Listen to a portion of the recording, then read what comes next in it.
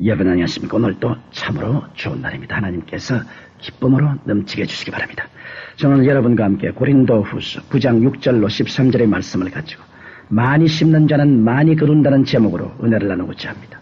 성경 신명기 28장 2절로 6절에 보면 이런 말씀이 기록되어 있습니다. 내가 네 하나님 여호와의 말씀을 순종하면 이 모든 복이 내게 임하며 내게 미치리니 성읍에서도 복을 받고 들에서도 복을 받을 것이며 내 몸의 소생과 내 토지의 소산과 내 짐승의 새끼와 우양의 새끼가 복을 받을 것이며 내 광주리와 떡반죽 그릇이 복을 받을 것이며 내가 들어와도 복을 받고 나가도 복을 받을 것이니라.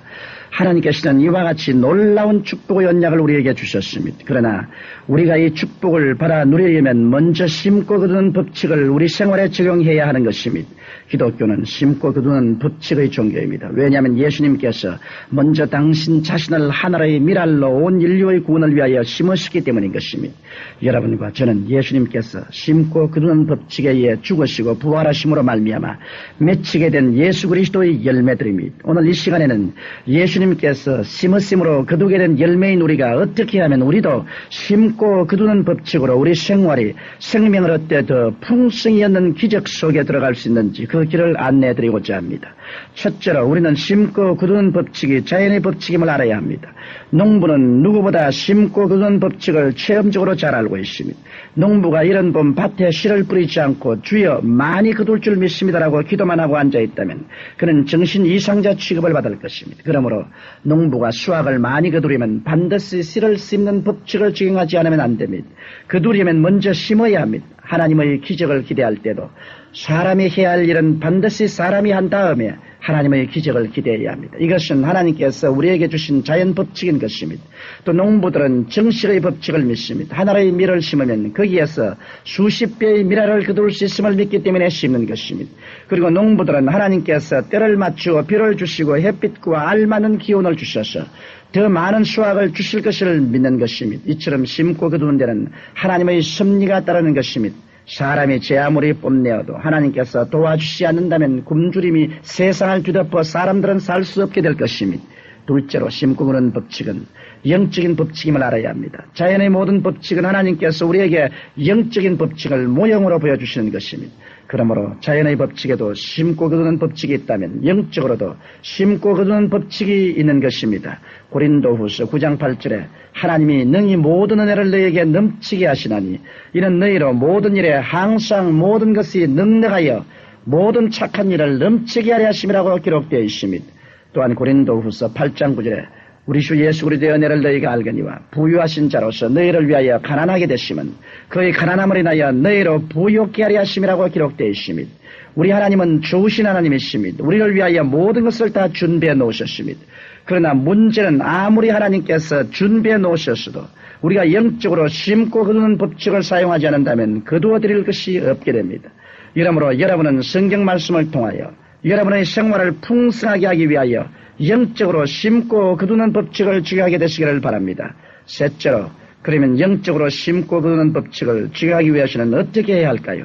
우리는 먼저 심어야 합니다. 심 때 반드시 하나님의 손에 심어야 합니다. 하나님의 손에 얹혀진 것은 언제나 기억되고 잊혀지는 법이 없습니다.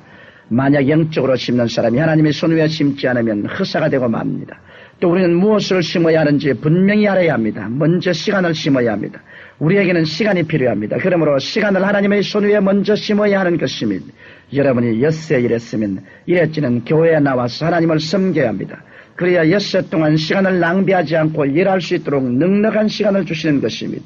또한 노력을 심어야 합니다. 인간의 노력에는 한계가 있습니다. 그러므로 우리가 주님을 위해 노력을 심을 때 주님께서는 인간의 한계를 넘어서 일할 수 있는 능력을 주셔서 풍성한 열매를 거두게 하십니다. 나아가서 우리는 재물도 심어야 합니다.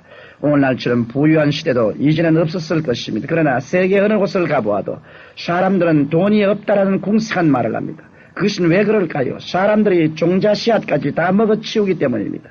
농부가 곡식이 떨어졌다고 종자 씨앗까지 다 먹어버린다면 살 길이 없게 됩니다. 그러면 재물의 종자 씨앗은 무엇일까요? 그것은 바로 11조인 것입니다. 11조를 하나님께 드리는 것은 하나님의 손에 종자 씨앗을 심는 것입니다. 그런데 심을 때는 정성껏 심어야 합니다. 성경 고린도후서 9장 7절에 각각 그 마음에 정한 대로 할 것이요 인생함으로나 억지로 하지 말지니라고 기록되어 있습니다.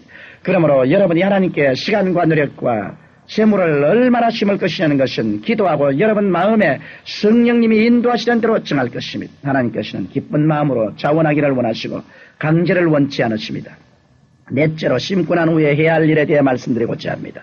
농부가 봄에 씨앗을 뿌린 후 메마르지 않도록 물을 대주고 잡초를 뽑아주며 병충해에 약도 뿌려주고 비료도 줍니다. 그리해서 가을에 풍성한 수확을 얻도록 가꾸는 것입니다. 영적인 법칙도 마찬가지입니다. 풍성한 수확을 거두기 위해서는 씨를 심고 난 후에 해야 할 일이 있습니다.